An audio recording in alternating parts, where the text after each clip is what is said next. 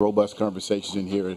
And I do want to say I appreciate all the folks that are here to support this bill and also those that are here to share their thoughts about the bill as well. I mean, I think it shows us how important we appreciate the democracy that we have in our elections that we have here in the state of Minnesota. So today I'm here to present House File 2486. House File 2486 will establish a task force to engage election officials, state and local lawmakers, and community members for the purpose of assessing the adoption and implementation of statewide ranked choice voting and recommending implementation standards for the local adoption. The task force will convene to address and resolve the critical questions that must be answered to ensure that ranked choice voting will be a seamless transition so that Minnesota will maintain its high level of voter participation when ranked choice voting is implemented. But most importantly, we want to ensure that we get this right because the benefits that ranked choice voting offers. No matter the outcome of the election, ranked choice voting changes the relationship between candidates and voters, forcing candidates to reach out beyond their base, which is beneficial for our democracy and will facilitate broader voter engagement, which in turn can lead to less polarizing campaign tactics and greater diversity in candidates. In short, ranked choice voting can lead us to the diverse representative democracy that is truly reflective of our local, county, and state demographics. Ranked choice voting gives voters the ability to rank their candidates, thereby allowing their vote to count even if their first choice does not go on to win. This empowering of voters can help to remove the spoiler effect that discourages some candidates from running and also address the frustration and disinterest that some voters experience when they believe they are wasting a vote based on our current winner-take-all system that is in place. Ranked choice voting also ensures that the winning candidate will receive a majority of the votes, thereby reflecting broader representation of the voters. There is always the question of can ranked choice voting really deliver on these claims? Well, we are lucky here in our state because we have local examples here in a few of our larger local jurisdictions. In Minneapolis, ranked choice voting has been used since 2009. Since then, the council is the most ethnically diverse and gender balanced in the city's history. The first Somali American, Latina, and Hmong candidates were elected to the city council in 2013. In 2017, the number of candidates who were women, people of color, or from different political parties was at a historic high. In 2017, competitive candidates of color ran in the mayoral race and 18 of 13 council seats, and competitive women candidates ran for mayor in 11 of the 13 council seats. In 2021, the trend continued with a broad, diverse group of candidates running and being elected in that jurisdiction. In St. Paul, our capital city, where ranked choice voting was introduced in 2011, the council is the most ethnic diverse and gender balanced in the city's history as well. In 2013, ranked choice voting elected the city's first Hmong city council member with second choice votes. The second place finisher, also a candidate of color, then went on to be the council member's chief aide. In 2015, Rebecca Noker was elected with the second choice votes to become her ward's first female council member. In 2017, Melvin Carter became the city's first African-American mayor in a highly competitive race. And in 2019, Nelsie Yang, a Hmong American woman, was elected in Ward 6, and Dai Tao was re-elected in Ward 1. Both were competitive ranked choice voting races. In closing, ranked choice voting gives voters options and allows diverse candidates an opportunity to build a truly broad coalition by focusing on the issues that impact the voters. Our democracy is an experiment. And it is always important, as with it being an experiment, that we continue to evolve and we continue to provide tools to create the most inclusive democracy possible. That is what ranked choice voting is. It is a tool to further that end. With that, Chair, I'll stand. Thank you, Representative Fraser. Even though I gave a lengthy exposition about how this will work, I just realized I forgot to mention two things. First, Secretary Simon will speak between the supporters and opponents. I wasn't sure which category he fit in, so he gets his own category. And second, people did request to sign up or to speak, but we weren't able to accommodate it because of the time constraints. We directed them to submit written comments. So you will see in your packet you have a green folder just with comments on this bill. Most of those are also posted on our website, so I would encourage everyone to review those. There's a lot of important and insightful commentary in there. So with that, I will move the DE3 amendment. And just to describe the DE3 amendment, this amendment offers revisions to House File 2486 that reflect the input from the Office of the Secretary of State, county administrators, and other members. I wasn't the main person who developed it, so if there are questions about it, I may defer to other parties, such as the Secretary of State's office or Representative Greenman. The amendment does three primary things. First, it authorizes local jurisdictions to adopt ranked choice voting in local elections if they choose, and creates uniform standards for local jurisdictions who adopt ranked choice voting. Second, it creates a task force to assess the adoption and implementation of ranked choice voting in federal and state elections, and to make recommendations on the implementation issues with the local option. The task force would have 25 members made up of elections administrators, elected leaders, community advocates, and government leaders. 13 of the 25 members represent election administrators charged with administering local elections. We received quite a bit of feedback that this was a critical group to highlight in the composition of the task force, given the complexity of some of the issues that they'd be looking at. We also received quite a bit of email support for structuring the task force this way. The amendment also further clarifies the scope of the task force's work around statewide and local adoption of ranked choice voting. Its purpose is to assess the feasibility and system readiness of statewide ranked choice voting, to make recommendations to the legislature on technology, education, and draft legislation that would be necessary to implement statewide ranked choice voting. The amendment also charges the task force with making recommendations around standards, rules, and procedures around implementing ranked choice voting in local elections in conjunction with state general elections. Finally, the amendment makes changes to address guidance from the Secretary of State's office. The amendment removes the presumption that Minnesota will adopt statewide ranked choice voting before the task force examines how this could be done, and also the impact on Minnesota's election system and the architectural changes required in Minnesota's system. The amendment also moves the implementation date of the local option provision to give time for the task force to examine the issues that will still need to be addressed as it relates to implementing ranked choice voting in conjunction with the state general election. The amendment provides guidance on where the ranked choice voting tabulation center would be if there are multiple overlapping ranked choice voting jurisdictions. And it makes changes to ensure that all of the state requirements for the way to request write-in votes be counted, ballots be handled and delivered by election judges, and certification procedures and timelines are followed in conjunction with ranked choice voting elections. I think maybe to get the bill kind of in the shape the committee wants it, we should adopt that amendment at this point. And I don't see any discussion. So all in favor of adopting the amendment, please say aye. Aye. Opposed? Okay, the amendment is adopted. So we will turn now to public testimony. So our first public testifier is Congresswoman Mary Peltola.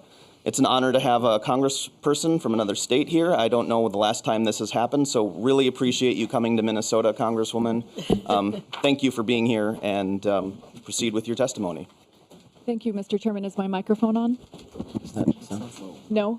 It's a little quiet. Okay, how about now? That sounds much better. Okay. Thank you, Mr. Chairman. It's always a pleasure to come to Minnesota. Good morning. Okay. Okay. I said it's always a pleasure to come to Minnesota, and good morning. We will be updating this building with hopefully better microphones in the near future, but Okay. Thank you for bearing with us. I'll use my outdoor voice. Thank you for giving me the opportunity to testify today. I'm not here to tell you what choice this body should make. That is up to the Minnesotan voters and their elected representatives. But I am glad to share with all of you my personal experience with ranked choice voting. I'll smile, I guess, for the picture. In 2020, Alaskans voted to establish a nonpartisan primary and ranked choice voting system in our elections. 2022 was the first year that we used this new system. In every state and federal election, from the governor's race to one of our U.S. senators, almost all of the legislative seats and my own congressional race, voters could rank the top 4 candidates that advanced after an open, nonpartisan primary. Despite initial worries, voter turnout was at similar levels to what it was during the 2018 midterm elections. Reports of issues with the voting system were negligible, and the vast majority of voters ranked multiple candidates. This was in part due to significant voter education efforts from our state government, reinforced by outreach from parties and candidates. Our State Division of Elections found fun and educational ways to share crucial information, like holding a mock vote for Alaska's favorite seafood. In the third round, king crab won out, even though I was a strong King Salmon supporter. Voters in my election had the opportunity to rank 4 different candidates that all had unique viewpoints. In the end, up and down the ballot, voters tended to elect candidates that had broad appeal and minimized negative campaigning. Alaskan voters elected a conservative Republican governor, a moderate Republican senator, and a consensus-building Democratic congresswoman, and tripartisan coalitions in both houses of our state legislature. These results demonstrate that Alaskan voters were able to make conscientious, informed decisions using the ranked choice system to elect an ideologically diverse set of candidates for the various offices up for election. Ranked choice voting rewards candidates that can build broad coalitions of voters and bring people together. In my state, our ranked choice system allowed me to run a positive campaign and focus on issues that voters care about. In order to win, I could not afford to alienate or ignore supporters of my opponents, as their second and third choice votes were critical in deciding who won. With ranked choice voting, you have to be willing to listen to every voter. You have to at least consider opposing points of view. RCV brings more voices to the table and motivates candidates to be the best choice for voters rather than just the least harmful. In my race, we talked to voters from all parties, from hardcore Democrats to swing voters to even strong Republicans. We campaigned in every part of the state, from the most urban portions of Anchorage to heavily conservative towns in the Matanuska-Susitna Valley to the most rural villages in western Alaska. I could not take any vote for granted nor write any voter off. Ranked choice voting incentivizes this type of inclusive, big tent politics and encourages candidates to build broad coalitions in order to be successful. It's also worth noting that ranked choice voting does not punish conservative candidates, as some critics have suggested. Alaska's conservative governor won re-election in the first round with an absolute majority of the vote, and a conservative-led coalition was elected to the majority of our state house for the first time since 2016. The type of governance that we have can directly be traced to the incentives of our electoral systems. Gridlock and polarization have become a mainstay of Washington, D.C., in part because of the past system having driven candidates towards negativity, casting their opponents as evil, and reducing voters' choices to the lesser of two evils. In Alaska, we have a bipartisan coalition in both houses of the state legislature. Our bipartisan congressional delegation routinely collaborates for the good of our state. We release joint statements almost as often as we do individual ones. Our politicians understand that if they want to be reelected, they have to be willing to work with the other side and at least show the voters that they are willing to listen to alternative perspectives. Of course, this does not mean that we don't have fundamental disagreements with one another. We do, as we should in a democracy. Rather, the ranked choice voting system makes us more willing to engage with one another where there is room for agreement instead of retreating deeper into our own ideological corners. Once again, I'd like to thank you for giving me the opportunity to speak to you today, and I hope my statement has been helpful in showing how the ranked choice system works in practice. Thank you for your testimony, Congresswoman Peltola, and thank you for your patience in the first bill as well. The next testifier is Kim Nelson, and after Kim Nelson will be Lynn Eaton. Welcome to the committee. Please identify yourself and proceed with your testimony. Thank you. I'm Kim Nelson, and I'm a longtime business leader here in Minnesota, and I'm here to express business support for ranked choice voting. Minnesota businesses are proud to contribute to the growth and well-being of the great state of Minnesota. And to successfully sustain our growth, we need stability and predictability in our operating environment, and we depend on good governance in our state. We rely on elected officials to negotiate bipartisan solutions that address the many major issues our community faces, like ensuring public safety, ensuring our youth are prepared to join the workforce, and building the modern infrastructure needed to support our state's growing economy. These solutions are essential to our ability to conduct business and to attract and retain employees, and they're critical to the long-term prosperity of Minnesota. Political extremism is incompatible with the needs of Minnesota business. Many business leaders support ranked choice voting because by requiring candidates to achieve 50% of the vote, It disincentivizes extremism and personal attacks and incentivizes policy-driven campaigns designed to appeal to the broad center of the electorate. Candidates who focus on personal attacks will be unlikely to secure the second or third vote of their opponent's supporters. This simple, effective reform is a bipartisan opportunity, and that's why our ranked choice voting has been championed by Republicans in red states like Utah and Alaska, and by Democrats in blue states like Maine and Massachusetts. RCV elections are more competitive, voter turnout is higher, and campaigns are more civil. Studies show that voters find RCV easy to use, and they like that it eliminates the spoiler effect and allows them to vote their preferences. RCV also eliminates costly runoff elections like we've seen in places like Georgia and, yes, here in Minnesota. Our political system works best when elected officials work together to hammer out the kind of bipartisan legislation that can stand the test of time. This provides the climate of stability we need to invest, expand, and build our businesses and Minnesota's economy. In the spirit of supporting the adoption of effective bipartisan legislation, I join a number of local business leaders who've signed the letter before you, urging you to adopt ranked choice voting statewide. Thank you for hearing my testimony. Thank you for your testimony. Next is Lynn Eaton, and after Lynn Eaton will be Jonathan Wharton. Welcome to the committee. Please identify yourself and proceed with your testimony. Good morning, representatives. My name is Lynn Eaton. I am from Bemidji, Minnesota, where my wife and I have lived for almost 40 years.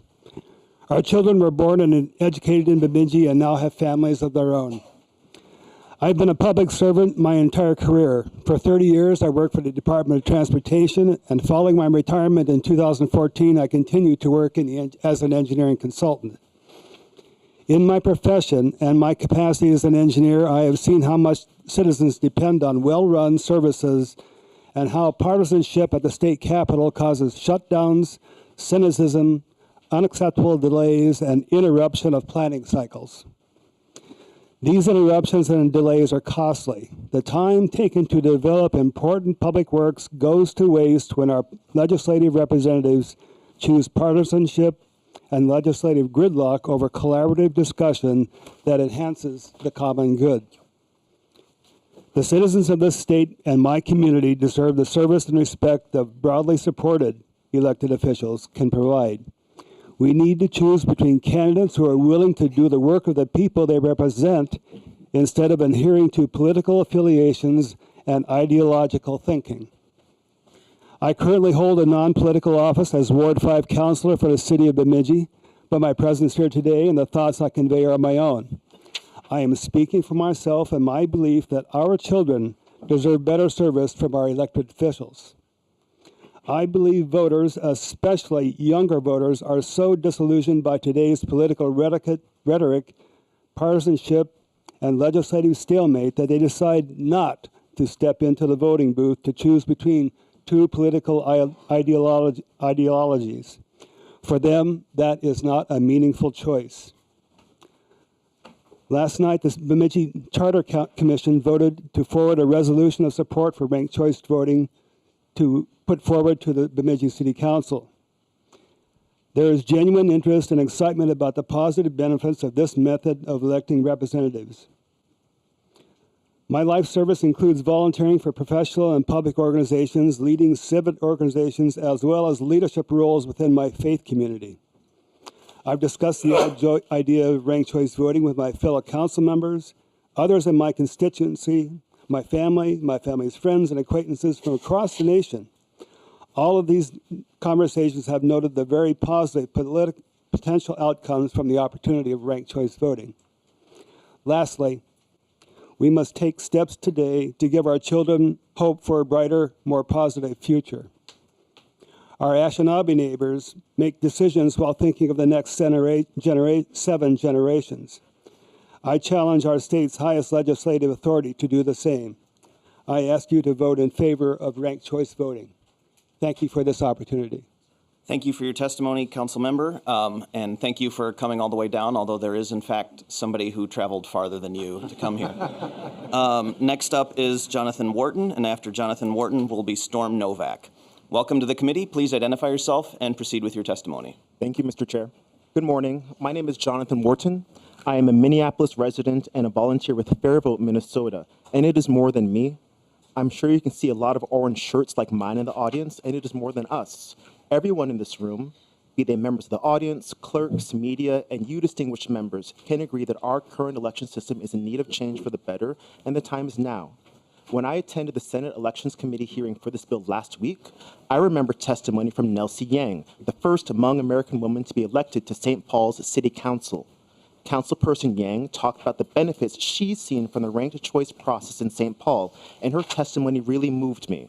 We are seeing in real time how ranked choice voting provides greater opportunity to women and people of color by opening the process to more candidates and new voices, incentivizing positive campaigns based on the issues and not on personal attacks. Many of us live in communities with issues that we want to fix at the local level. I do. I live in East Phillips, one of the most racially diverse neighborhoods in the state, but also the neighborhood that experiences some of the worst racial health disparities because of toxic and environmental pollution. Many of us in systematically problematic communities like mine are looking for candidates that understand our struggles. We recognize with ranked choice voting, having more good options for quality candidates eliminates the risk of vote splitting between candidates with like platforms or candidates from similar communities or backgrounds. I love the opportunity to vote the way I do in my Minneapolis local races by ranking candidates who share great ideas for enacting positive change for people in my community. We need a strong community-minded task force to ensure those voices are heard, and the opportunity to create a system that works for all is advanced. It is with your help that we can do some real good for communities across Minnesota. Thank you for your time and your attention. Thank you for your testimony. Thank you. The next testifier is Storm Novak, and after Storm Novak will be Henry Jimenez. Welcome to the committee. Please identify yourself for the record and proceed with your testimony. Hello, I'm Storm Novak. Good morning, legislators, staffers, and members of the public. Thank you so much for allowing me to testify on a topic that I'm truly very passionate about and something that I believe is the greatest step that we can take forward to ensure fairer and more representative elections for the future. I'm a college student at Mankato in House District 18B, home of Representative Frederick. My district, like many others, is home to an overwhelming body of young voters, and those young voters would love to see statewide ranked choice voting become a reality for Minnesota. We believe in this electoral reform because its very essence is to ensure that the interest of the majority of voters is represented within our elections. I originally got my start in political advocacy working on a campaign in rural Minnesota in District 11B, home to Representative Nelson. That's where I first came face to face with a constituent who flat out refused to vote. And I asked them why. They told me in plain and simple terms that they did not feel like any of the candidates represented them. And that is fair. Many people want more choice. We know that it has been proven that ranked choice voting encourages a greater diversity of candidates to run for office and a greater diversity of choices. With ranked choice voting, everyone has a chance to vote for a candidate that they feel can actually represent them without having to worry about spoiler candidates or the concept of throwing away their vote. And we can see this in effect within Minneapolis, where we've seen 2 Black transgender individuals elected to the Minneapolis City Council, whereas under a winner-take-all system, those underrepresented, marginalized groups struggle to find any representation in government. Ranked choice voting is one of, if not the best things that we can do to guarantee a more representative and fair election process for the future. Thank you very much. Thank you for your testimony. The final testifier on the supporters side is Henry Jimenez. Welcome to the committee. Please identify yourself for the record and then proceed with your testimony.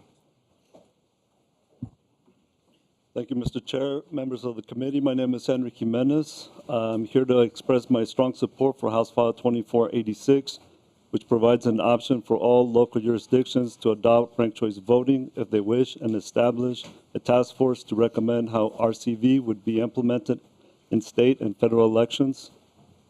Remember, if they wish, this is important. RCV is proven to promote more inclusive representation and higher turnout elections, and this is exactly what we need right now in our democracy. This is what our BIPOC communities need. This is what everyone in Minnesota needs. I also applaud the bill for creating a task force of stakeholders that will have the time and opportunity to assess, deliberate, and ultimately recommend how RCV will work at state level. I'm thrilled that the bill includes representation from the state ethnic councils. As the former executive director of the Minnesota Council on Latino Affairs, this is exactly the kind of representation needed on task forces created by the legislature. Good job. Minnesota is in a strong position to lead on this pro-voter initiative, and the task force is the right vehicle to engage stakeholders in the process and determine the procedures and standards and timelines for statewide RCV in the most effective and timely way possible. Leading is what Minnesota does best, and now is the moment for us to continue to show the rest of the nation how to advance a democracy that is inclusive, participatory, representative, and responsive for all. Thank you, Mr. Chair. Yep, thank you for your testimony. That concludes the testimony from the supporters of the bill, and I will add they came in well under the 20 minutes allocated, so I didn't need to cut anybody off. The next testifier is Secretary of State Steve Simon. Welcome back to the committee. Please identify yourself and proceed with your testimony.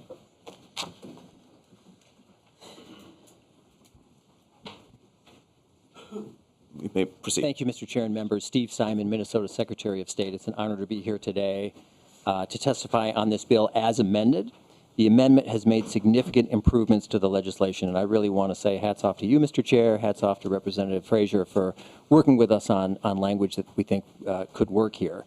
Notice that I am in a speaking order that is a little bit unique. I am neither affiliated with the proponents nor the opponents, and that's because I'm asking everyone just for a second, just for a minute, to put on hold your thoughts about the merits of ranked choice voting. Do you think it's great? Do you think it's not so great? Because I'm here to occupy a specific lane, and that is the administrative lane. How could this actually come to be? How could this actually happen? How could it actually be implemented?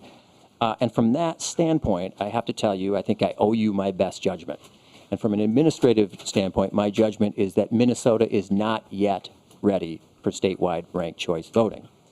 Leave aside for a minute the arguments about whether it's a good thing to do or a bad thing to do. I can tell you that it's an extraordinarily complicated thing to do. There are a lot of moving parts. You've heard, including from a very esteemed guest here, that Maine and Alaska do this statewide. But Minnesota is not Maine and Alaska. Those states have a very centralized election system with an election authority centralized at the state that does a lot more than we're used to in Minnesota. Those states do not have counties. They don't have them at all. We do have counties in Minnesota. And as a matter of fact, our system, our election system, is very much county-based. So statewide ranked choice voting could require changing the basic architecture of the Minnesota election system as we know it. Now, I'm here because I think, and I know Representative Fraser thinks, we could get to a place where that is feasible, but only if we engage in a thorough and careful examination of the many structures and rules that would have to change to accommodate a statewide ranked choice voting system. The bill as amended can get us there, I'm here to say.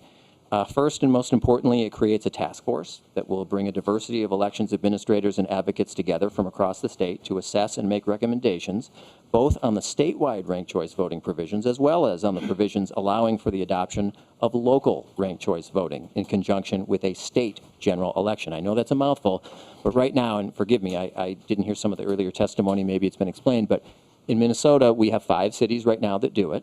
They have chosen to do it.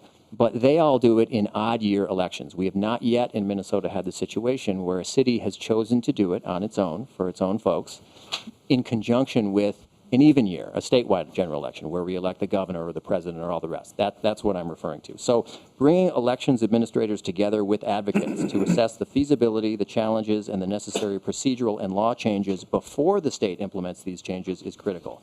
And since my time here in the Minnesota House, serving in the Minnesota House, I've strongly and still strongly support the ability of all local jurisdictions to adopt ranked choice voters if they determine that it's the right thing for their community and the right thing for their voters. But of course, we need to make sure that we've thought through and addressed all the potential impacts on our election system, particularly for those local elections held in conjunction with the state general election, the idea that I'm talking about, a city doing it in the same year that we elect a governor or a president and so forth. I would have preferred personally that the legislation delay the implementation of local option ranked choice voting held in an even year until the task force could examine potential issues, but I appreciate that the bill as amended delays the implementation of ranked choice voting by statutory cities until 2025, which does give us until 2026 to determine how local option ranked choice voting can best be achieved in conjunction with a state election. Since the legislation presumes that we will have a local option ranked choice voting election in conjunction with a state election in 2026, I just want to emphasize how important it is for legislators to take seriously the recommendations that will be coming out of the task force, because those recommendations will likely include proposed changes to state election law. There are large policy and practical considerations that I'm hopeful the task force can assess regarding a local ranked choice voting election that coincides with the statewide general elections. Things like ballot order, allowing cities to deviate from state standards in an even year. Then there's the issue of cities like St. Cloud, which fall into more than one county. St. Cloud falls into 3 different counties. And the practical challenges of potentially having a second ballot card. In other words, one ballot card that's ranked choice voting and another ballot card for all the other races that isn't. We just have to think those things through. All of these issues and more have to be addressed by the task force before we set the implementation date. And we can almost certainly solve these issues for local level ranked choice voting contests. But when it comes to elections, as you know better than anyone, members, because you sit on this committee, the details really do matter. And we should ensure that we're addressing these issues in the task force before implementation. Again, I want to say, I can't say enough about Representative Fraser's leadership, about his flexibility, about his willingness to listen and to hear and take seriously the concerns being raised, not just by us, but by elections administrators across the state. And this amendment, this bill as amended, makes significant changes in response to those concerns that I and others have expressed. So I want to thank him. I want to thank everyone in this room for their activism, no matter what side you're on. I'm occupying a very specific space, talking about a very specific lane. But thanks for your time and attention. Thank you for your testimony, Secretary Simon. We will turn now to people who have signed up to testify in opposition to the bill. And there are several. So first on the list is Brian Cook, and after Brian Cook will be Jonathan Anistead. And if you could keep your testimony to approximately 2 minutes, that will enable us to stick within that 20-minute guideline. So welcome to the committee. Please identify yourself for the record and proceed with your testimony. Great. Thank you, Chair Freiberg, members of the Elections, Finance, and Policy Committee, Representative Fraser. My name is Brian Cook, and I'm the Director of Elections Policy for the Minnesota Chamber of Commerce. Thank you for the opportunity to express some of our concerns with House File 2486. The Minnesota Chamber, which represents more than 6,300 businesses with over 500,000 employees, supports changes to Minnesota's state election process to allow for greater voter contact and participation. We believe that Minnesota should maintain the traditional method of balloting, where voters select one candidate per office sought in single-seat elections or a set number of candidates in multiple-seat elections. While RCV is promoted as a means to reduce polarization, increase participation, and lower costs, academic studies and actual experience call into question those conclusions. Minnesota's experience with RCV bears this out. Further, RCV presents voters who have just one preference in a race with a dilemma. Either vote for a candidate whom the voter does not know or support, or risk having their voter power diminished by a person who makes more than one selection.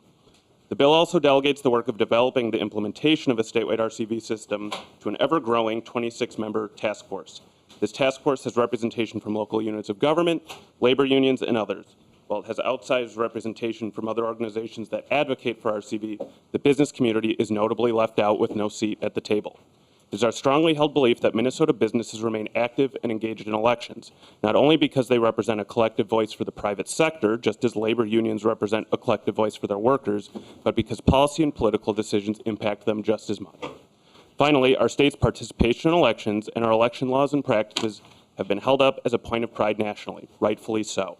Minnesota has a long-standing tradition of requiring bipartisan support for significant election law changes, a standard that has promoted stability and helped Minnesotans retain their voice at critical times. We believe bipartisanship should remain the standard in this policy area, especially when it comes to fundamental changes to the way in which we conduct elections. Significant modifications to our electoral system that are not consensus-based will lead to a back and forth of changes based on whoever is in power, which is a result that we believe is not in the best interest of Minnesotans. Thank you for your time and consideration. Thank you for your testimony. Next on the list is Jonathan Anistead, and after Jonathan Anistead will be Linda Blair.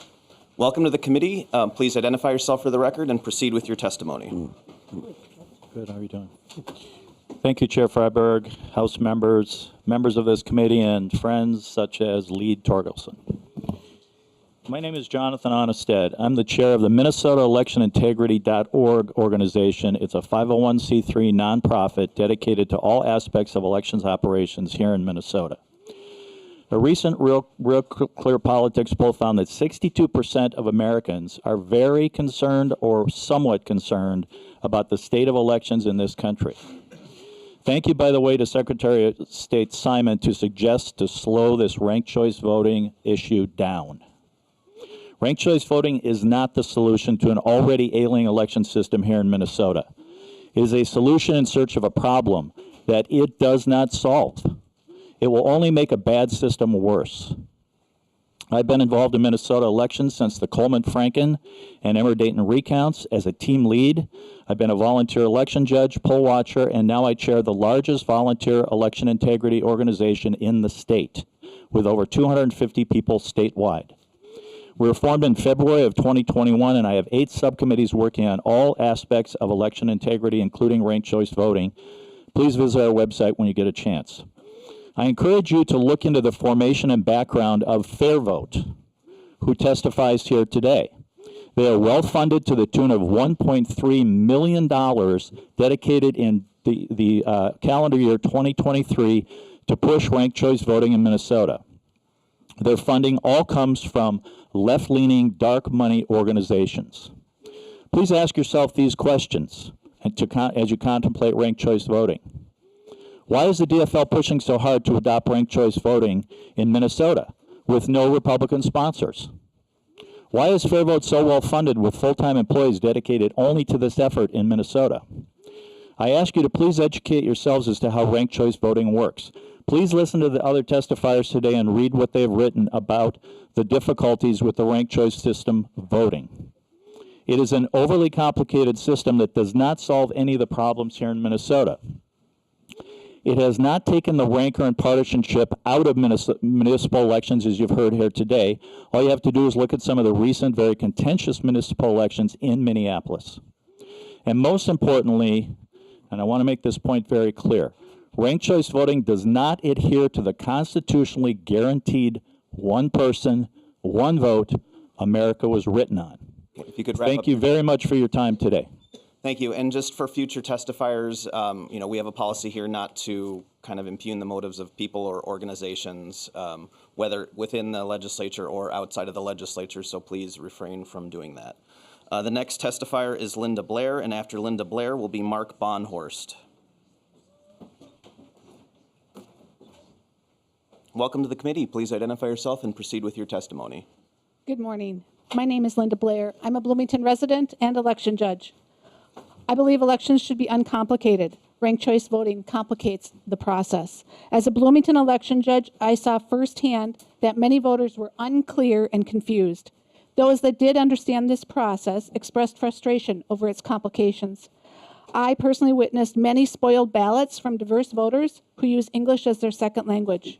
Ranking the votes caused frustration and took them longer to complete their ballot. I even witnessed one frustrated voter have their ballot spit back out of the tabulator again and then just say, it doesn't matter, and walk out in frustration. Ranked choice voting will disenfranchise voters. Voting should be simple. Under ranked choice voting, how many pages will each voter have to wade through on a presidential ballot for them to be able to have the space to rank that each race? It will be very cumbersome for the voter, the candidate, and the election staff.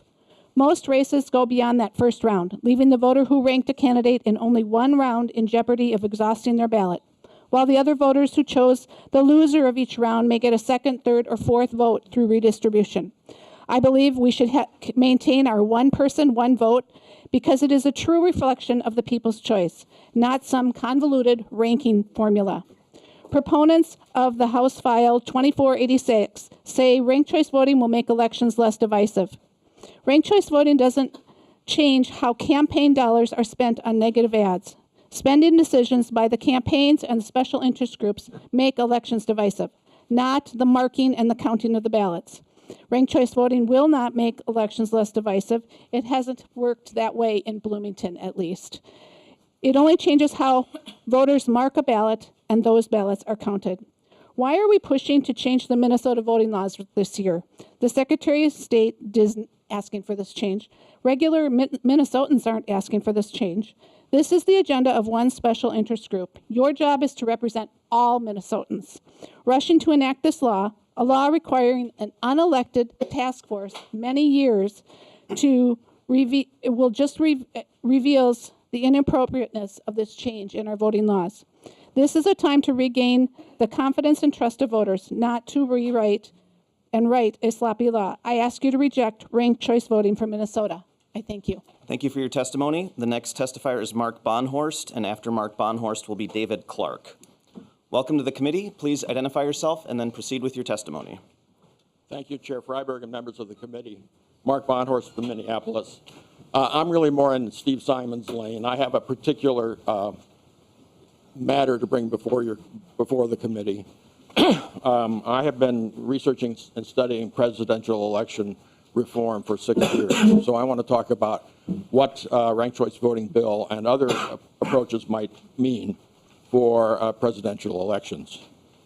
A voting system that assures that presidential electors are chosen by a majority of the voters is the single most important near-term reform of the Electoral College that is achievable. Ranked choice voting is a great way to do that, but implementation will be delayed at least one election cycle and maybe more. That delay is not necessary. The task force should be empowered at least to consider an alternative that could be in effect in 2024 for presidential elections. That alternative is approval voting. Administratively, that alternative requires one change on existing ballots. Change vote for one to vote for one or more. Nothing else about the election system changes. That's it. Voters vote for more than one favored ticket, add up the votes. The ticket with the most votes wins. It's called an election. 3 key points. 1, impeccable constitutional credentials. Approval voting was the founders' own alternative voting system for presidential elections. It was discussed favorably at the Constitutional Convention by the people who wrote the Electoral College, and it was embodied in the Electoral College and was used during our first 4 elections. Point 2, equally effective. These 2 systems are equally effective in avoiding the spoiler effect. Under both, the votes of all voters who approve either of the leading candidates are counted. 3, the kicker, timing. Approval voting is so simple, it probably could be implemented in 2024 for presidential elections. Ranked choice voting will not. I think if we can implement the most important achievable reform in the Electoral College now, rather than later, we should do it now. And I hope the committee and the members of the audience agree. Thank you. Thank you for your testimony. The next testifier is David Clark, and after David Clark will be Annette Meeks. Welcome to the committee. Once you've had a seat, please identify yourself and proceed with your testimony. Thank you, Chair. My name is David Clark. I'm Executive Chair of a group called Residents for Better Bloomington. We're a Bloomington-based nonpartisan group that's a nonprofit as well. And we're a watchdog group. We watch what happens at the city council, we watch what happens at the school board, and at the state. You know, when ranked choice voting first started being brought up in Bloomington, we knew it was not popular. In fact, Fair Vote had to spend $165,000 in a slick marketing campaign in order to get people to vote for it. And even with that effort, it only won by a 0.2% margin in the election in 2020. So out of 50,000 votes, it only won by a 96 vote margin. Our group thought that that was indicative of the fact that at least Bloomington was divided on it. So we decided to put forth a petition last year to get it back on the ballot. But we were shocked with the results. We knocked on 10,000 doors, 5,000 people answered, and 3,700 people signed our petition to get ranked choice voting back on the ballot and get it hopefully voted out. That's 74% roughly of the population randomly selected. So any time of day that we went out, any day of the week, any part of town we went to, the results were the same. This is deeply unpopular in Bloomington. It's the same margin that Duluth voted it out or voted it down several years ago. Minnetonka, that city of Minnetonka actually did a resident survey. 48% of the residents said they wanted to retain the current traditional voting system. Only 22% of the respondents in Minnetonka said that they wanted ranked choice voting. This is in the August 15th minutes of the City Council of Minnetonka of last year. So you can fool yourselves into believing that this is a popular way to go with polls that come out that are carefully crafted, that are carefully worded, and people answer it in a way that seems to indicate that the majority of the people want ranked choice voting. That is not the case. The ultimate poll we took the ultimate poll, which is last year, going door to door, thousands and thousands of people we talked to, 74% of the Bloomington residents that we talked to said, we want ranked choice voting back in the ballot and we want it out. That's the results that we have. So I would ask you to listen to those results which are from real people, randomly selected in the city of Bloomington and indicative of where people's real thoughts are on this voting system, not some poll that's only being given to certain people and carefully worded. So thank you very much. Yep, thank you for your testimony. The next testifier is Annette Meeks, and after Annette Meeks will be Karen Miller. Welcome to the committee. Please identify yourself and proceed with your testimony.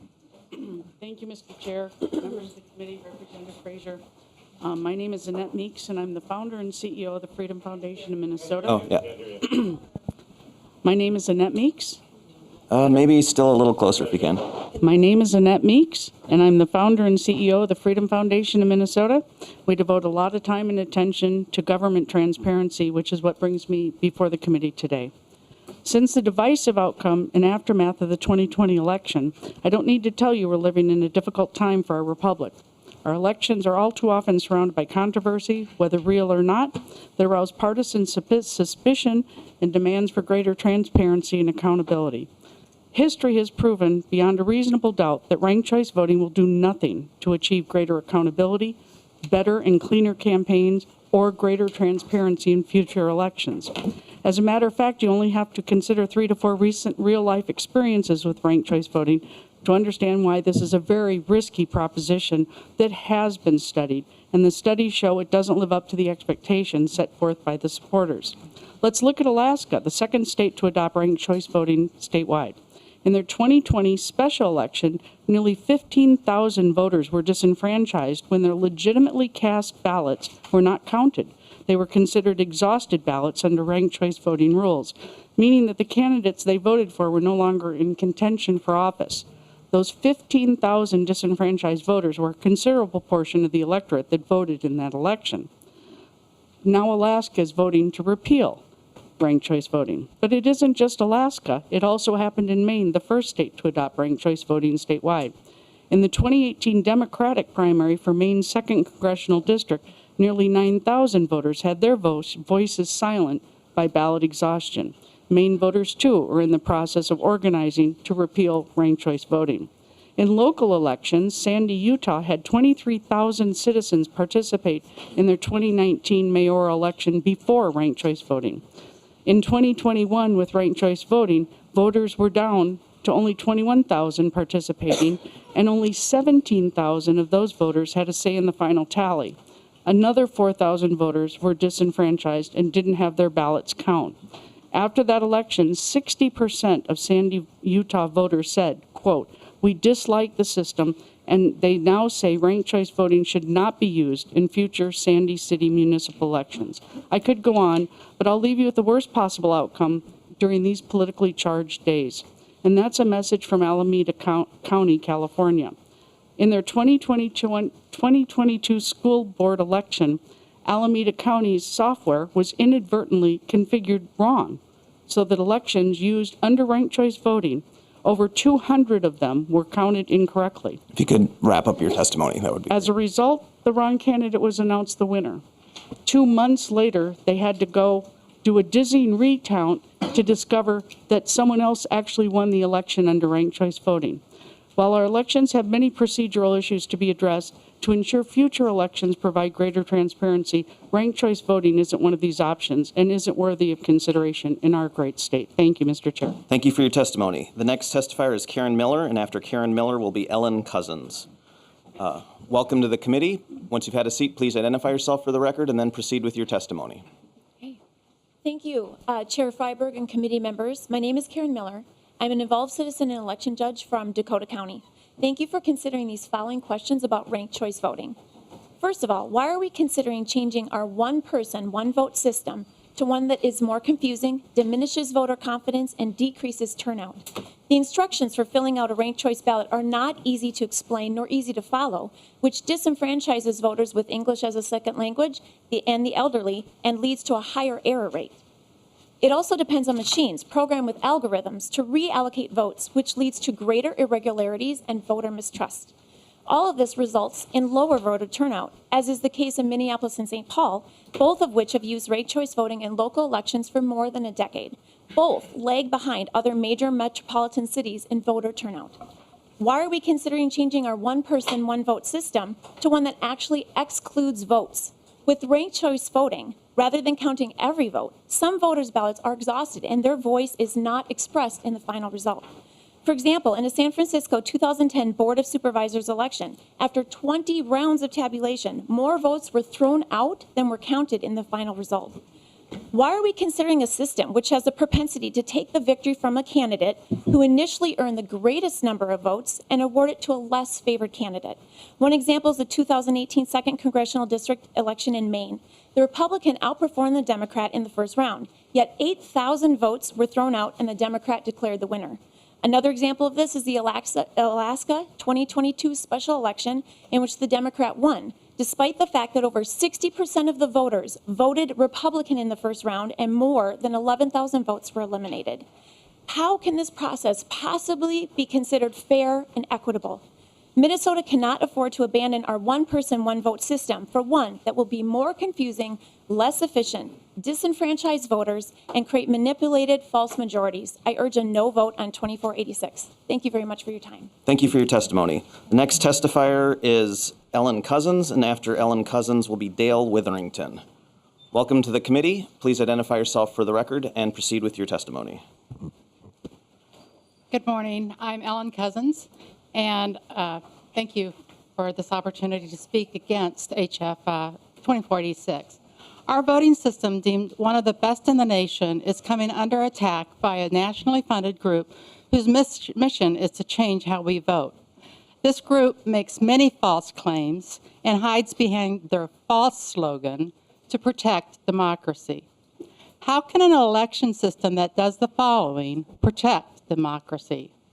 This well-funded group claims with ranked choice voting, the winner is chosen by a majority of the voters. Fact, the needed majority number decreases with each round. Many voters do not have a voice in the final round, as their ballot has been eliminated. When Mayor Jacob Fry won in the 6th round of voting, 22,835 votes did not have a voice in the final choice. I believe every citizen should have the opportunity to vote on the final candidates, which is how our long-established fair voting system works in Minnesota. This is how we truly protect democracy. The supposed benefits are imaginary.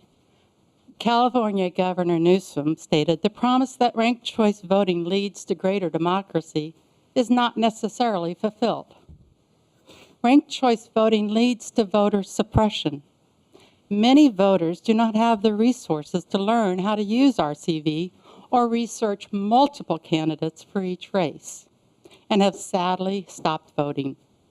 Under RCV, many cities have seen a depressed voter turnout in communities of color. RCV has no benefit to our state and certainly doesn't merit any of our precious resources to form a task force to study it.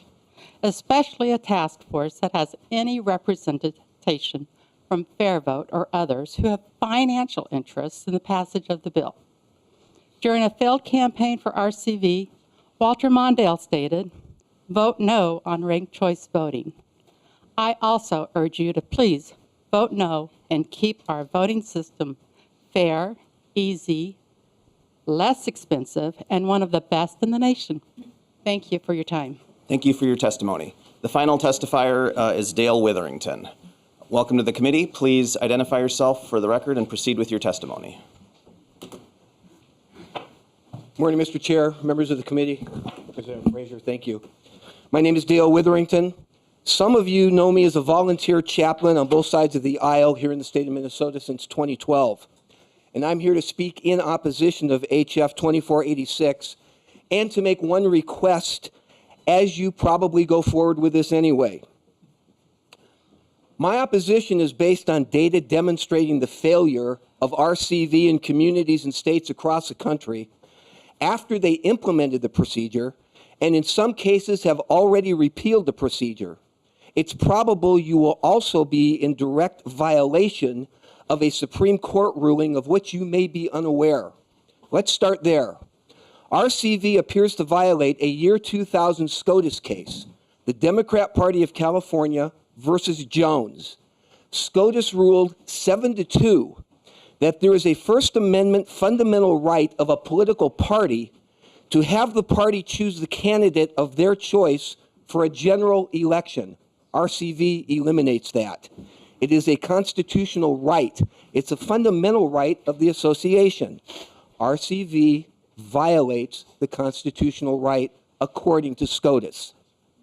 Number two, as has been stated, former Vice President Walter Mondale, a Democrat, current governor of California, Gavin Newsom, a Democrat, the ACLU, the New York Democrats, the New York NAACP, the Black, Latino, and Asian caucus of the New York City Council all agree with the following.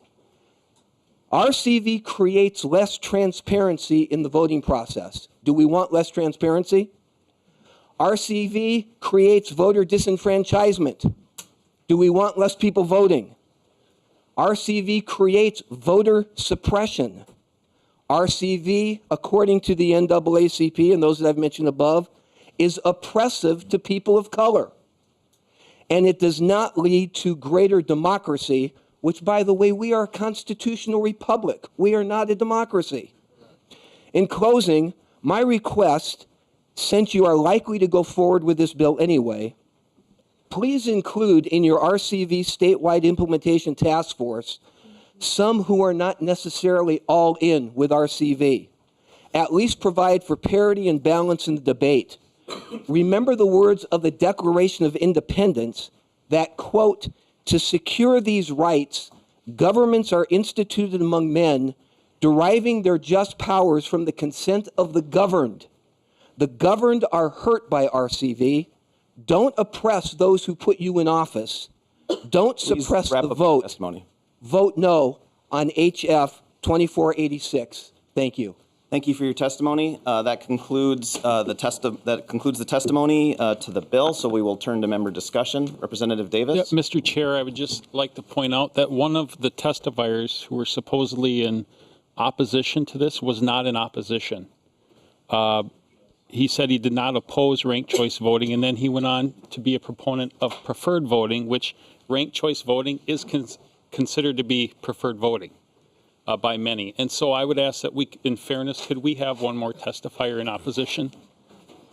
Yeah, no, that I didn't hear it the same way. I'm not exactly certain what preferred voting is that testifier was speaking about, but I did hear him say he's not a fan of ranked choice voting as this bill put forward. I'd also point out the testifiers in favor of the bill spoke for approximately 17 minutes, and the opponents of the bill spoke for 23 minutes. And I don't know of a way to fairly choose one person among everyone to who gets the right to speak. You know, when we've tried to be as consistent as possible, telling people that we've reached our limit of testifiers. But I appreciate the suggestion, Representative Davis.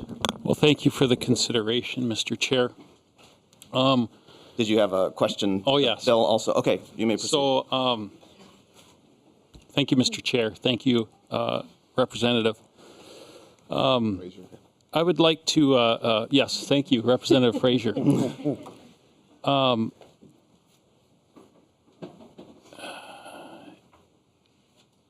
So there was, I watched an interview from Carol Levin, a MinPost journalist, and maybe he's here, I don't know, but Eric Black, who was in favor of ranked choice voting.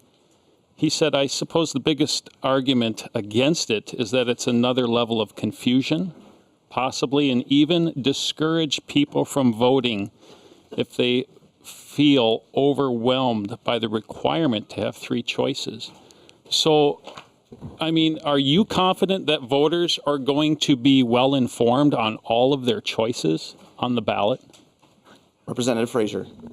I think a big part of this, with the task force and the conversation going to be had, I think one of the recommendations going to come out of there is how do we make sure we educate the populace on how to effectively go into the booth and use ranked choice voting. I think that's something that the Congresswoman talked about with the resources that Alaska put into their education process. And I think when you invest in that part of it, I'm fairly confident that because it will require candidates to engage outside their base with a broader coalition, I'm fairly confident that voters will be informed on those top 3 choices that they have to make. Yes. Representative Davis. Thank you, Mr. Chair. Thank you, Representative Fraser.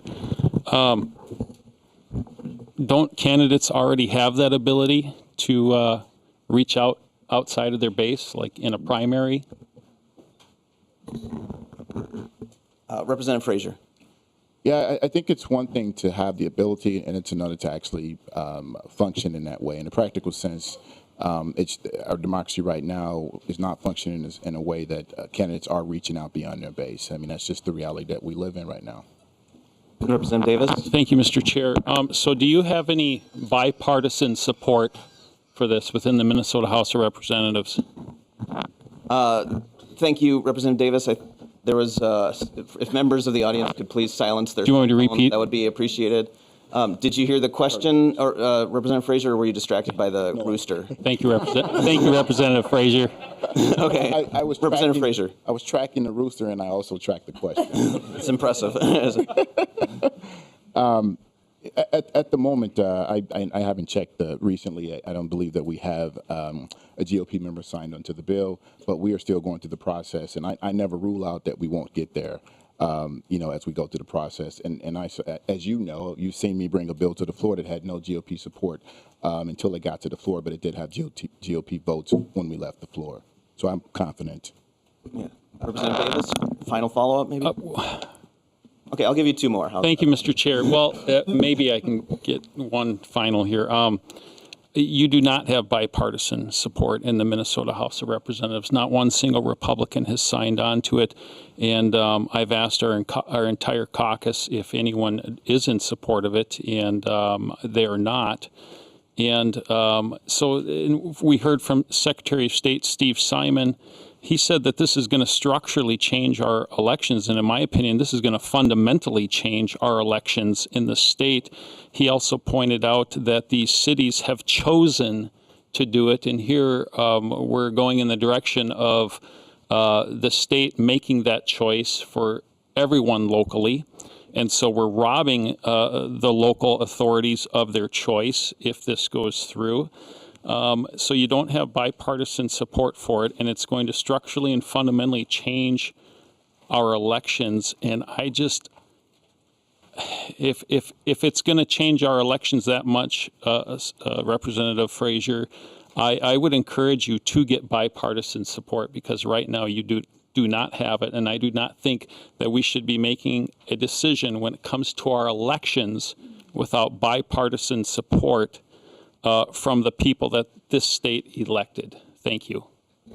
Thank you, Representative Davis. Just to clarify the record, if you look to the delete all amendment on line 8.2, it does say the political subdivisions may adopt. So this is a local option. They're not required to adopt ranked choice voting. Thank you, Mr. Chair, for that clarification. Thank you. Representative Altendorf. Thank you, Mr. Chair. Thank you, Representative Fraser.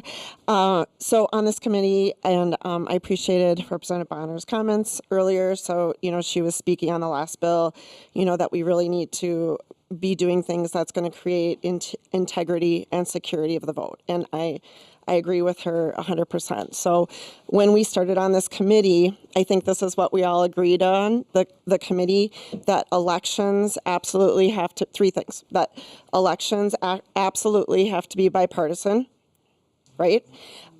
They have to be secure, that we all believe that this is a secure election so that we have that confidence to vote. And then the last thing is that we have confidence, and that is allowing us to all feel like we have the vote. So with that being said, Representative Fraser, Alaska, we had the Congresswoman. I was actually going to ask her a question, but she left. So in the Alaskan election, they, as we know, moved to RCV. And I'm just going to quote from a couple of kind of liberal papers. The Hill, November 23rd, Alaska set to announce results from confusing RCV. November 23rd. The election was November 8th. Alaska Beacon, November 30th. Alaska finally certifies final election results, but 3 state house races have more hurdles. November 30th. Again, November 8th was the election. So my question, Representative Fraser, 22 days after the election, if our goals are to be bipartisan, secure, and for the public to have confidence in our elections, when this is the results of Alaska, how can we in Minnesota be supporting ranked choice voting? Representative Fraser. You're asking how can, are you asking me the question? I'm saying that was the actual results from Alaska. That was the actual timeline. And now they're working to repeal it. Why are we considering a bill of voting that failed in Alaska? Representative Fraser. Thank you, Mr. Chair. Representative Bonhorst, I can't speak to whether or not it failed or not. It hasn't been repealed. What I can speak to, if you want me to opine on the timeline, I think you should always take the time to get it right. I think that's important, which is also the reason why we're implementing this task force to work out the details, which I think are critical to make sure we get this right. Representative Altendorf. Any follow-up? Thank you, Mr. Chair. Representative Fraser, on this task force, can you talk to me about the guarantees that we are going to have election officials, county auditors, and people that are involved with the election process, on this committee, no political people that are being elected in any way. Can you give me some sort of support or let me know exactly what this task force is going to be built up of? Thank you, Representative Altendorf. I'll turn it to Representative Fraser as well, but since you weren't the only one who drafted the amendment that we adopted, there is a majority. I will just respond first that there's a majority of election administrators, nonpartisan election administrators on the task force, 13 out of 25 members. I don't know if you hadn't. I was trying to add it up really quickly, but I don't have the exact line in front of me at this point, but wanted to mention that. I don't know if you have any follow-up, Representative Fraser? No, that is accurate. It is a majority of election officials. And that is in conversation with our Secretary of State, who spoke earlier about the important role that his office will play in this in terms of being an administrator and making sure we answer those critical questions that need to be answered. I will say that we also want to make sure that we have representation from the community on those groups. And when I speak about that, you've heard people testify about voter suppression and things of that nature. We want to make sure that we have voices on the committee that can ensure that the conversations around how we're going to educate communities to ensure that we don't have any issues with folks being disenfranchised are important as well. So we're going to continue to work as we move forward to make sure we get the right balance and right makeup on the task force, because I think that's important for Minnesota. Representative Altendorf. Thank you, Mr. Chair. Just in my final comments, we heard that this for vote this organization, or Fair Vote, I'm sorry, that they are very, very well funded. Very well funded. And a lot of their testimonies, anyone can go back and look at them. They're based off of emotion and fear. They also play the emotions of the public, that we don't like negative campaigning, which is, of course, nobody likes the negative campaigning. But I ask people to consider, consider the level of that this organization has been funded. It also was brought up that we don't want to have spoiler candidates. And I would say that ranked choice voting actually, if anything I've ever seen, does bring in spoiler candidates so that they can be funded. Because, earlier, this is really interesting to me, but this committee, we've discussed how we didn't like in a couple of the presidential elections that the president was not voted in by the popular vote, the majority vote. And here we go. Ranked choice voting, you could have 33% of the vote, 40% of the vote, and you could be the winner with 70% of the population not picking you as the first candidate.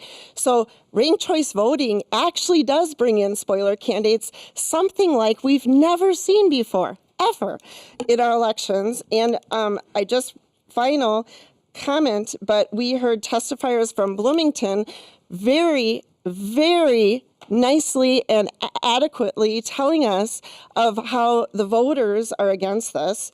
And so that's a place that tried this, they're against it. And then I'm just going to finish with someone from St. Paul who also has adopted ranked choice voting. And she said, I'm expressing my disagreement for the creation of ranked choice voting. We have it in St. Paul, and all it does is keep the elected officials who receive the most votes after several disqualifying rounds in office. I have asked, this is from a person, I have asked everyone I know who lives in St. Paul, and not one of them admits to voting for Carter or any of the council members in their district. We do not need ranked choice voting to go statewide. So I would ask, I wore green today because it's St. Patrick's Day. The majority party has not allowed us to have amendments, has not agreed on anything, but something this important that in Minnesota, we have to have bipartisan support for our elections. I wore green today because I thought I am going to have the luck of Irish today, and we're going to get the Democrats to agree with us just once that we are not going to push against the Minnesota people and do something that the Minnesota people do not want. Okay, please hold off on applause. That we don't generally allow that. I saw that, Representative Bliss. I'll still call on you, Representative Bliss. Thank you, Mr. Chair. Really, my questions are going to be, just repeated what we have down here. But I think it's important that we bring it up. Why are we doing this? Why are we bringing this forward now? We've got multiple jurisdictions across the country that are voting this out, are calling it into question. Results not coming in for a month after the election. We have voter disenfranchisement run amok in this. When you lose tens of thousands of votes that go towards the final vote, that's voter disenfranchisement. It was brought up that this increases diversity in the candidate pool. I would argue differently. We have year after year after year in the Minnesota House of Representatives have become more diverse without ranked choice voting. This is going to be hugely expensive to our counties. It's going to disenfranchise lots and lots and lots of voters. And I find it interesting, the timing that we're bringing this to committee, because it's going to increase the number of candidates on a ballot. And the very next bill we're going to hear is to cut the number of people on the ballot. So I guess it's not really a question, it's a comment again. Why? Why now? And I know some people have used local cities as an argument in favor of ranked choice voting. Myself, I would use it as an argument in opposition of ranked choice voting. So thank you, Mr. Chair. Thank you, Representative Bliss. Representative Stevenson, did you want to be? Mr. Chair, I just had a question for you, actually. I just heard that heard from a member saying that amendments were not allowed. How many amendments were submitted by members of the minority for this bill today? Representative Stevenson, we don't need to go there, but I withdraw the question. To your point. Representative Torkelson. Thank you, Mr. Chair. First, I would like to request a roll call. Roll call's been requested. There will be a roll call. Second, I would like to thank everyone who's shown up today for this hearing. This is really great to have a room full of people discussing this very important issue. You know, I was here during COVID, and nothing like this could happen. So I appreciate being live, face to face, and hand to hand. And we all learn from this experience, and I want to thank you all for showing up. To the issue, ranked choice voting, we find it will be cumbersome, expensive, slow, not quicker, and difficult. It actually changes the behavior of both candidates and voters. During the, I believe, the most recent campaign for the mayor of Minneapolis, there was an active campaign, and I haven't got the picture with me, but there was a picture of Mayor Fry, and the headline or the line on it said, "Don't rank Fry." Well, they're encouraging people not to actually make their first, second, and third choice. They're encouraging them to make to eliminate a person from the selection because they think it gives them some advantage in this complicated process of counting ranked choice votes. I'm not going to go on forever here. I have a lot of things on my list. Many of them have been expressed by my colleagues. We know that this, at this point, does not have bipartisan support. We don't believe it will improve the integrity of our elections, and we do not believe it will increase public confidence in the results of our elections. I'm going to be voting no, and I suggest the rest of my colleagues and anyone else vote no. Thank you, Lead Torkelson. Representative Bonner? Thank you, Mr. Chair. And thank you, Representative Cedric. Representative Fraser. Sorry, can't quite get it out this morning. My apologies on that. I just wanted to kind of ground us a little bit. First, I just want to say that, you know, we talked here today about if someone chooses a candidate that doesn't ultimately succeed in the end, that they've been disenfranchised or that their vote hasn't been counted. And I just want to say, as we do elections today, if your candidate doesn't have enough votes to win, your candidate doesn't have enough votes to win. That remains the same regardless of the method of voting. It doesn't mean, does that mean that every single voter who doesn't pick the winner has been disenfranchised? I don't think that's really the argument that we're trying to make, and I don't think that's a really fair equivalency. So we probably should be thoughtful about our rhetoric on that. And also, I just wanted to say there was an implication about going against the one vote, one voice principle. And regardless of the method of voting, every vote that comes forward only gets counted one time. It gets counted as one voice, right? So in the ultimate results, we aren't giving someone more voice. Each individual gets the same amount of voice that they've always had. So I just want to be thoughtful about that as well, that rhetoric is not accurate. But let's get back to grounding on this bill specifically and what it's doing. This bill is allowing, on great measure, the local option. We talk a lot about local option here. It gives those cities who choose to have ranked choice voting the ability to choose it for themselves. They vote on it. So I think we want to also be careful that we're not implying that this is being foisted upon someone. It is not. It is a choice that folks can make. And secondly, the bill itself has a robust task force to explore this question so that should a city choose this as a method, because they do want to see a behavior in the change of candidates. They do want to see candidates who are seeking out folks on a deeper level, across party lines. They still can do that, and if that feels right to them, but it's also a task force that says, if we're going to do this, let's do it in a smart way.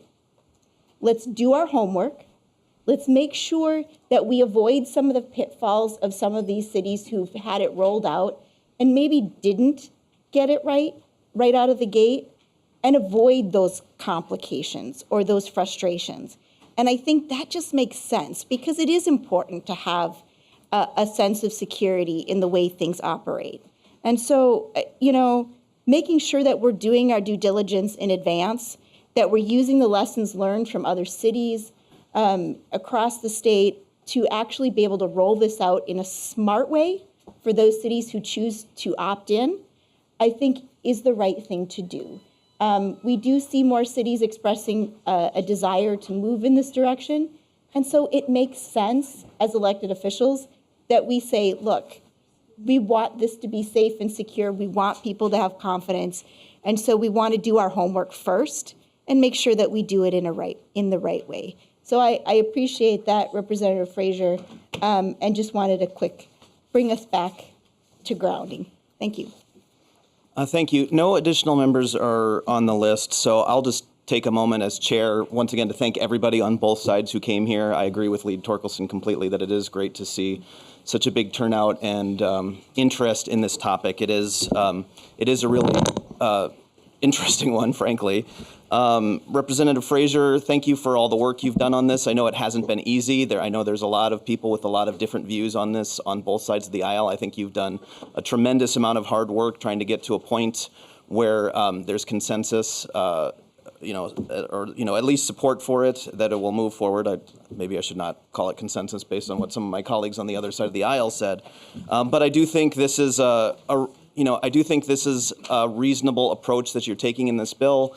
I think the local option is something we've been talking about for years and has been out there for a while. We know 5 cities have this, and it's generally worked pretty well there. I think ranked choice voting is a system that has the potential to reduce the spoiler effect, to increase positive campaigning, and I think giving cities the option of adopting this system has a lot of potential to make our elections more interesting. And I also think the task force is a really important component of this bill as well. I think it's balanced. It has lots of expertise from nonpartisan election administrators, and I really look forward to seeing what they will come up with. So with that, Representative Fraser, I will let you make the closing remarks.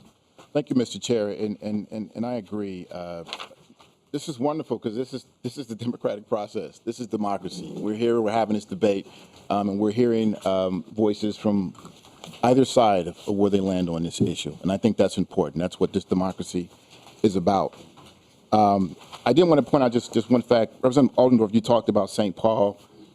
I would encourage that member to get outside their circle and talk to more people, because when Mayor Carter won his election, it was on the first ballot both times, and he got over 50% of the vote. So they may not have voted for him, but a lot of people did. So I hope they would get out and talk to more of their neighbors. I think that's important. That's also what democracy is about as well. This is simply to put a task force together to ensure that we get this right, to ensure that we're going to provide the local option, and so that when those local jurisdictions decide to do it, we will have answered many of the questions that they need answered to ensure that they can do this in a way where there's no confusion, to where we continue to have the high voter participation that we have in the state of Minnesota. And that is one of the most important things to me as I carry this bill. That's one of the reasons why we're operating in this fashion. I'm taking in information from all stakeholders to try to make sure we do this the best way possible. That's it. In my district, there are cities that want to do this that can't right now by law. There's cities that are outside of my district around the state that want to do this right now but can't do this by law. We want to provide them the option to do this, and we want to make sure that they have the tools that are necessary to ensure that they do it right. That's the point of it all. So I'd urge members to vote yes on this, and let's keep this process moving so we can continue to have this conversation. Thank you, Representative Fraser. With that, I will renew the motion that House File 2486, as amended, be recommended to be re-referred to the State and Local Government Finance and Policy Committee. A roll call has been requested, so the clerk will take the roll. Chair Freiberg. Yes. Vice Chair Greenman. Yes. Minority Leader Torkelson. No. Representative Agbaje. Representative Altendorf. No. Representative Bonner. Aye. Representative Bliss. No. Representative Coulter. Aye. Representative Davis. No. Representative Frederick. Aye. Representative Purcell. Aye. Representative Quam is excused. Representative Stevenson. Yes.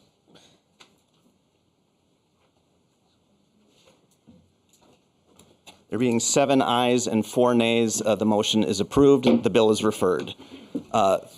Thank you, everybody who came for this bill. If you could try to, if you're interested in sticking around, great. But if you are planning on leaving for the next bill, if you could try to do so a little quietly. Let's see how. Okay, we'll be in recess for about 2 or maybe 5 minutes. Let me know if you want another donut.